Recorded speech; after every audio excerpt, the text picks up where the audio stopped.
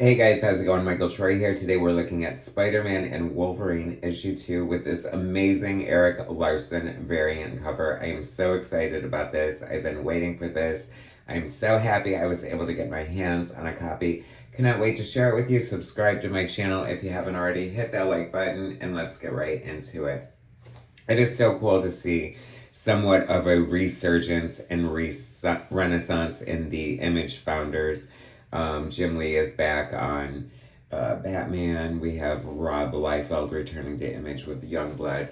And Erik Larsen has been teasing a return to Marvel for a while now, and it is very exciting. You know, it feels like even after leaving Marvel to form Image, Erik was, coming back to Marvel here and there for certain things, certain projects, but it feels like it's been quite some time since that's happened. So I was very excited when he announced he was doing some variant covers. This is, I believe, one of their retro variant covers. He took advantage of the trade dress, the old trade dress that they gave him. It looks so cool. I love it. Colored by Kevin Delgado. It looks amazing. I think that Erik is like trying to channel a little bit more of a Ditko Spider-Man now in his Spider-Man work. Very exciting.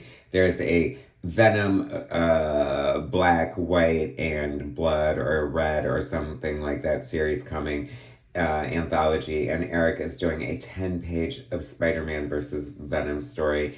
He's doing the cover. I think it's for issue 2, and it looks amazing. So we have that to look forward to. Sorry for the long intro. So this series is so much fun. I feel like it's just like low-key a chance for Kari Andrews, another one of my favorite artists, to channel this like super hyper 90s style. Marvel a chance to cash in on the popularity of two of its most popular characters and randomly do a Spider-Man Wolverine team-up book. Anyway, I'm here for it. I love Kari Andrews' art. I'm pretty much buying everything he's gonna draw.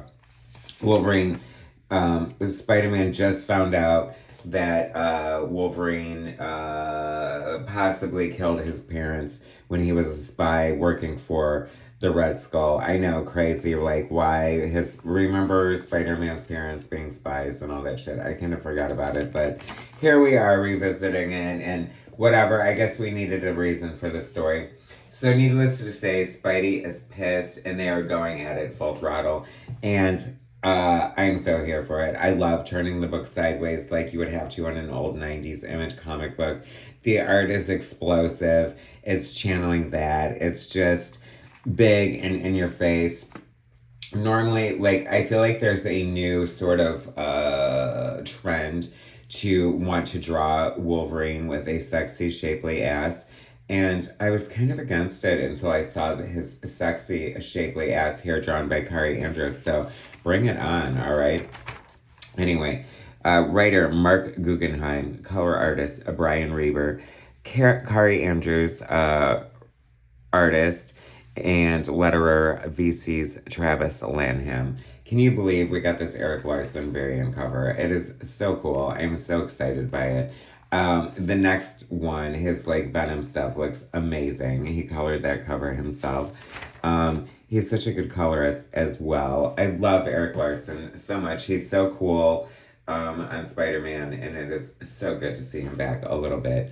But of course, that doesn't mean that we want him to slow down on Savage Dragon because that is our true love anyway. So we get to see this like convenient footage of like this thing that Wolverine, his memory is dodgy, so Spidey is pretty much convinced that he killed his parents, and he's like, hey, don't you think this is convenient? They're trying to pit us against each other, blah blah blah. And Spidey is just in a wolfy berserker rage and he's not hearing it. And this is basically just 22 pages of fisticuffs and going toe to toe. Get to see a little bit of a flashback with Wolverine as a double agent, we find out, for Red Skull and whatever I called him earlier. He looks amazing. I love it because you know, Kari Andrews is clearly channeling, you know, Todd McFarlane's Spider-Man here. And who doesn't want some of that, right? That would be see, where's Todd McFarlane in all this image? You know, we need Todd to return to Spider-Man. You know, there's talks of like Marvel and DC doing new crossovers. A Batman, a Spider-Man crossover by Todd McFarlane would be everything, don't you think? I don't know. That would be kind of cool. So this is gross. Like, this is like so over the top. I feel like this is just like a popcorn movie happening. We got Wolverine punched so hard his jaw is like pretty much hanging by a thread. And he's Wolverine, so you can do this with a character like this. He has a healing factor. Anything that happens to him is gonna come back. And while it's almost silly, on the other hand, you kind of got to give props to the writer for wanting to push the limits and, like, you know, show these kind of things. But it's really gross at the same time. And speaking of really gross, I don't know. You know, Kari Andrews has this reputation as the spider spooge, irritated, killing Mary Jane and, you know, Spider-Man Reign. And I have to say, like, I don't know what's going on here, but that looks a little X-rated with this multiple, like, machine gun fire webbing. I've never seen that before, and it seems, like, really ineffective, so I don't know. I don't know how I feel about all that. Anyway, the art is just fun and gorgeous. I was, like sometimes I feel like the colors are a little too FX heavy with the filters and stuff, but I have to say it just looks so cool here. I'm not gonna hate on it. But you know, this really is like just a total fight comic happening within this second issue here. And Shapely ass alert, should it be a shot game? No. You shoot your web. Anyway, I've got to stop. My puns have gone to the dark side. I love a lot. The art here is just so good. The choreography of the fight is like really fun. It kind of reminds me of like a good classic, like Spider-Man comic from the 80s where, you know, not like there is a story, but like it's kind of just like a fun fight comic at the same time. I love when Spider-Man's costume gets shredded. I love what he's doing with the reflection of his eye and stuff like that. I love kind of the back and forth with the split profiles and the reflection in Wolverine's claws juxtaposed with the reflection in Wolverine's eye there. So yeah, this is a winner for me. I like it. I love the series. Spoilers, we end with this horrifying Wolverine putting his claws through Spidey. How is he gonna get out of this one? I mean, of course he will, but damn, Wolverine. Wolvie, could you have held back a little? Tribute to Butch Weiss, the great Butch Weiss, one of the great comic book artists. So talented. Such beautiful art. I totally remember that Marvel Age cover. I remember that issue of Iron Man.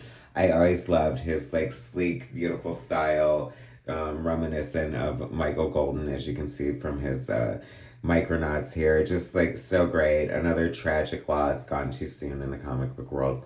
And a tie to Big Bangs, just for good measure, Big Bang Comics. So yeah, this is cool. This is a good book. I'm here for the next issue. I'm here for the Erik Larsen variants. Welcome back, Mr. Cotter. So very excited. Oh, this is going to be fun. I mean, come on, the black costume and the brown costume. Yes, bring it on. And Savage. I mean, I don't know. This is just the fun comic that we want and need. And even though I hate the spy angle of the story, at least it has a story. You know what I mean? So here you go. Like it or not, get it for the Larsen variant. Thanks for watching, guys. Subscribe to my channel if you haven't already. Hit that like button, and I'll bring you more soon.